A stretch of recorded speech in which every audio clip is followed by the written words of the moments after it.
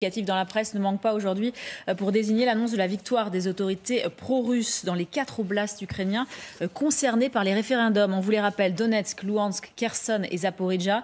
Des autorités hier soir qui ont revendiqué la victoire à respectivement 99, 98%, 87 et 93%.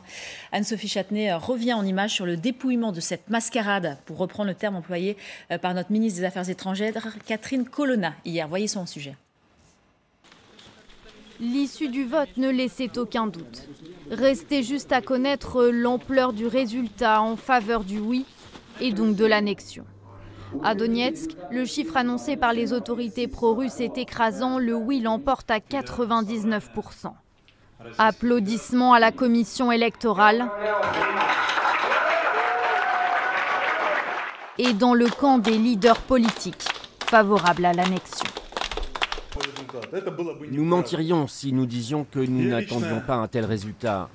J'ai toujours cru dans le Donbass, je crois en notre peuple. Nous avons attendu cela si longtemps. Même satisfecit dans la région de Lougansk, 98% des électeurs y auraient voté en faveur du oui. Demain, je préparerai sûrement un document pertinent destiné au président Vladimir Vladimirovitch Poutine, qui demandera d'acter dans un domaine juridique russe établi que la République populaire de Lougansk est une entité territoriale de la Fédération de Russie. L'annexion est aussi très largement approuvée à Zaporijjia et Kherson. Sur ces images filmées sous le contrôle des autorités pro-russes, les dépouillements s'enchaînent dans les bureaux de vote.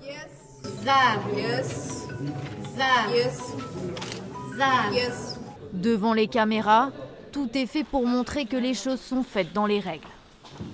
Le sac a été scellé de ce côté. Nous devons suivre cette ligne pointillée du côté opposé et c'est là que nous devons découper. Des experts internationaux mandatés par les organisateurs saluent le déroulement du scrutin. C'est transparent et très bien organisé. Un scrutin transparent, rien n'est moins sûr.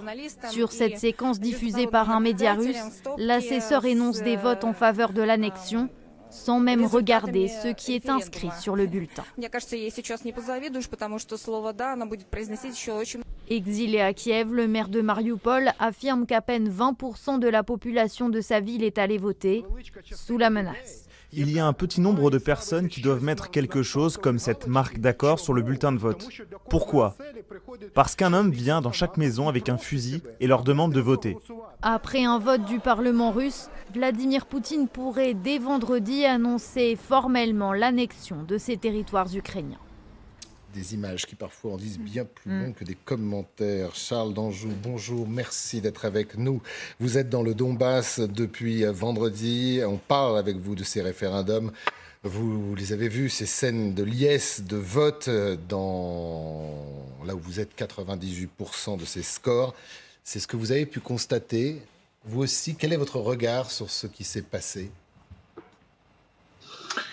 Écoutez, les scores sont pas très étonnants. Je suis pas expert en référendum. Par contre, ce que je peux vous dire, c'est qu'effectivement, dans les régions de Donetsk et de Lougansk, la très très grande majorité de la population et des votants étaient pro-russes, d'abord parce que les pro-ukrainiens, il y en avait. Par exemple, à Lougansk, il y a des bâtiments qui sont vides, il y a des hôtels qui sont fermés parce que tout simplement les propriétaires sont partis à Kiev depuis longtemps. Donc, je dirais les pro-ukrainiens sont partis depuis longtemps et donc les gens qui restent sont évidemment dans leur très très grande majorité pro-russes.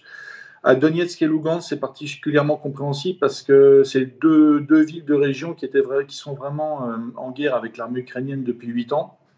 Alors à Lougansk, depuis quelques semaines, depuis quelques mois, il ne se passe plus grand-chose parce que tout simplement la région de Lougansk a été prise par les Russes et donc l'artillerie ukrainienne ne peut plus techniquement bombarder la ville. Mais à Donetsk, hier d'ailleurs, un de vos collègues, cette nuit, un de vos collègues a entendu des tirs juste à côté de son hôtel. À Donetsk, c'est des tirs qui sont quotidiens. Donc pour ces deux régions, qu'il y ait des scores écrasants, c'est crédible, c'est absolument pas étonnant.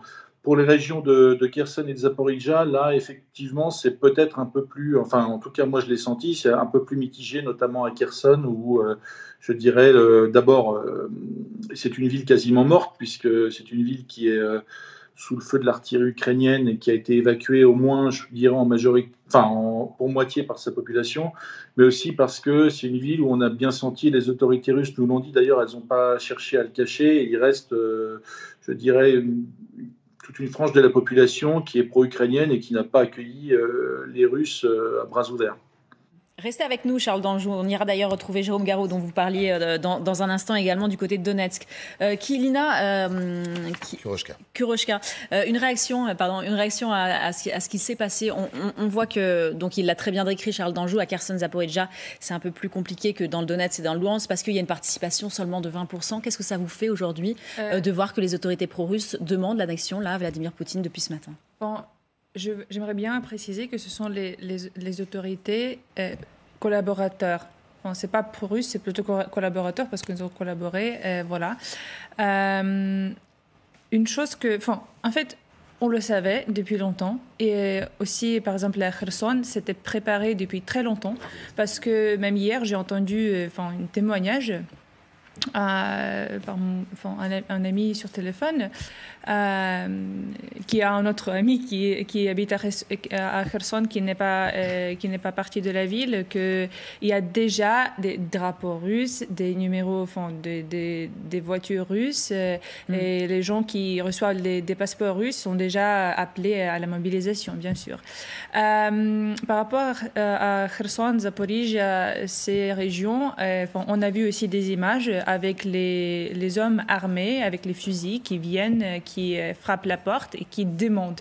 Et bien sûr, quand tu vois un soldat avec un fusil qui peut te tuer dans 2 secondes, il faut que tu signes oui pour sauver ta vie. Et c'est bien compréhensible aussi par les autorités ukrainiennes. Donetsk et Luhansk. Je suis d'accord que la vote là-bas est plus crédible, mais aussi pas surtout que les gens sont pro-russes, mais c'est justement, ils veulent la paix, plutôt. Ils veulent que ça passe. Voilà. Et aussi, il faut bien comprendre que la majorité de ces régions, les gens, les jeunes, les entrepreneurs, tout le monde a quitté les régions. Et c'est bien compréhensible parce qu'il était très bien, pas très bien, mais c'est justement vachement bombardé. On va retrouver Charles d'Anjou et nos équipes sur le terrain. Et Charles, je voudrais qu'on parle de ce projet à terme attribué à Vladimir Poutine, créer une grande Crimée. Le gouverneur justement de cette Crimée, hier, a utilisé des mots forts. Il a déclaré qu'un point de non-retour sera, je cite, bientôt franchi. Ces territoires deviendront des sujets à part entière de la Fédération de Russie. Nous y mènerons plus une opération militaire spéciale, mais une opération antiterroriste. Oui, écoutez, l'opération antiterroriste, c'est ce qui nous a été communiqué déjà la semaine dernière. Donc, il faut savoir que l'organisation territoriale administrative russe est même très différente de celle qu'on connaît en France. Donc, il y a aujourd'hui quatre territoires qui ont demandé leur rattachement à la Fédération de Russie, la Crimée ayant déjà été rattachée à la Fédération de Russie. Donc ces 4 territoires vont être maintenus dans leur existence juridique telles qu'elles sont aujourd'hui, c'est-à-dire des républiques pour Donetsk et Lugansk et des régions pour Kherson et Zaporijjia, mais ce que veulent faire les Russes, ça m'a été confirmé après, c'est une grande région, en fait, comme il en existe déjà 7 en Russie, c'est-à-dire un grand ensemble régional qui regrouperait la Crimée et ces 4 entités. Donc il y a un niveau intermédiaire qui existe aujourd'hui qui va être maintenu et un grand ensemble qui va être créé, oui. Merci beaucoup, Charles d'Anjou, d'avoir été avec nous. On se retrouvera bien évidemment dans ce 12-15. Partons à présent pour l'autre oblast du Donbass. Vous retrouvez Jérôme Garraud, vous êtes à Donetsk avec Gilles Parot. Jérôme, quelques heures après l'annonce de la victoire par les autorités pro-russes dans l'oblast, plusieurs bombardements se sont produits la nuit dernière. Votre hôtel a été touché et on assiste à une intensification de ces bombardements. Oui, les bombardements ukrainiens sont beaucoup plus intenses depuis hier soir. Là, nous nous trouvons devant l'hôtel dans lequel nous dormons avec l'équipe de tournage. Et regardez, des obus sont tombés partout autour cette nuit. Là, vous voyez le cratère qui a été formé par un obus. Une partie de la façade a été soufflée. Certaines voitures aussi ont été abîmées. Ce n'est qu'un exemple parmi d'autres. Ailleurs, dans le centre-ville, d'autres bâtiments d'habitation ont été soufflés après des frappes. On ne va pas pouvoir rester trop longtemps ici parce que ces bombardements continuent ce matin. Peut-être que vous entendez d'ailleurs au loin les tirs d'artillerie. Vous voyez un petit peu l'ambiance qu'il y a dans le centre-ville de Donetsk aujourd'hui. Pas question de faire la fête, pas question de se rassembler pour célébrer la victoire du oui au référendum. Je vous rappelle que dans 2 jours, cette ville de Donetsk sera considérée par Moscou comme une ville russe et toute attaque contre cette ville sera considérée par Vladimir Poutine comme une attaque contre la Russie tout entière. Merci beaucoup à Gilles Parot pour ces images et à vous, Jérôme Garraud, et prenez soin de vous, Magali. Jérôme vient de le dire, c'est bien là le problème, c'est que les combats s'intensifient, les Ukrainiens ne lâchent rien, mais bientôt ce territoire sera russe. Oui, donc ce sera une agression contre la Russie. Les Ukrainiens ne lâchent rien et en effet leur réponse cette nuit au résultat du référendum, c'est en effet une recrudescence des bombardements. Et d'ailleurs ce matin, Kiev appelle les Occidentaux à livrer davantage d'armes à l'Ukraine, justement pour être en mesure de riposter à cette annexion illégale et qui n'est reconnue d'ailleurs, qui ne sera reconnue par aucun membre de la communauté internationale. Les mots du gouverneur de Crimée sont intéressants, en effet. À partir du moment où toute cette grande région qui va donc de la Crimée jusqu'à l'oblast de Louhansk devient russe, en effet... Ça sera du terrorisme. Voilà, ce sera du terrorisme parce qu'ils auront le parapluie, enfin le bouclier russe. C'est vraiment ça que ça va changer sur le terrain. Mais ce qu'on voit en face, c'est vraiment l'extrême détermination des Ukrainiens. Ça ne les arrêtera pas. Ils voudront aller jusqu'au bout. C'est là où on rentre dans une période qui est extrêmement dangereuse, qui est compliquée, où il y a un vrai risque d'escalade. Oui, c'est ce que Volodymyr Zelensky disait. Général, hier, il disait je vais continuer à protéger mon peuple. On a l'impression qu'ils ne sont pas inquiets. Est-ce que vous l'êtes pour la suite des opérations dans les jours qui viennent? Vladimir Poutine dit je ne bluffe pas concernant la menace nucléaire. Alors, ce n'est pas Poutine qui dit ça, c'est surtout Medvedev qui utilise beaucoup le mot nucléaire, alors que Poutine l'a très peu utilisé le mot nucléaire. Hein. Il a dit tous les moyens. Oui, mais il disait qu'il ne bluffait pas non plus, Vladimir Poutine. Absolument, ça c'est clair. Ouais. Il a effectivement dit qu'il ne bluffait pas. Oui. Non, comme le dit très justement Magali, c'est un sujet effectivement sensible qui retient l'attention de tous les Occidentaux. Hein. Mais.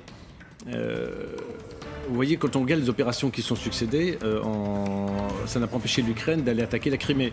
Donc, de toute manière, les Ukrainiens sont déterminés, enfin, je parle sous votre contrôle, et ils ne vont pas lâcher. Pour eux, ça ne signifie rien, c'est une immense parodie, et on peut le considérer comme tel. Donc, les hostilités ne s'arrêteront pas, c'est clair. Allez, restez bien avec nous dans un instant. Nous reviendrons sur ces 2 explosions qui vont toucher les 2 gazoducs Nord Stream 1 et 2. Depuis hier, la grande majorité du monde entier accuse Moscou. Mais Moscou dit quoi? Le Kremlin déclare ce matin qu'il est stupide et